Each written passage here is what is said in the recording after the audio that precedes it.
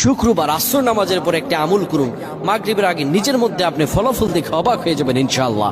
এটি হাজারো আলেমরা করে থাকেন, এটি নির্ভরযোগ্য একটা আমল। আপনি শুক্রবারে আমলটি করুন, নিজের মধ্যে ফলাফল দেখে আপনি অবাক হয়ে যাবেন। যত দোয়া করবেন আপনার সব দোয়া কবুল।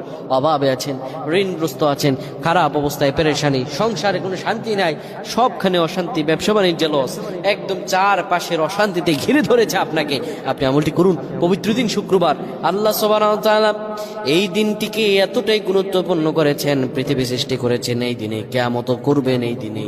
এই দিন সম্পর্কে পবিত্র কোরআনুল কারীমে 62 নম্বর সূরা আল্লাহ বলেন, ইয়া আইয়ুহাল্লাযীনা আমানু ইযা নুদিয়া লিস-সালাতি মিন ইয়াউমিল জুমআহ, যখন তোমাদের জুমার আজানের জন্য ডাকা হয়, ফাসআউ ইলা যিকরিল্লাহি ওয়া দারুল বাই, আল্লাহর স্মরণে মসজিদে হাজির হয়ে যাও আর সব কেনা বেচা বন্ধ করে দাও। সুবহানাল্লাহ। এটা দিন দোয়া কবুলের দিন। এই শুক্রবার আপনি দোয়া করবেন, আপনি আপনি আসরের পরে কারোর সঙ্গে কথা বলবেন না, 100 বার আপনি পড়বেন লা ইলাহা ইল্লাল্লাহু ওয়াহদাহু লা শারীকা লাহু লাহুল মুলকু ওয়া লাহুল হামদ ওয়া হুয়া আলা কুল্লি শাইইন কাদির।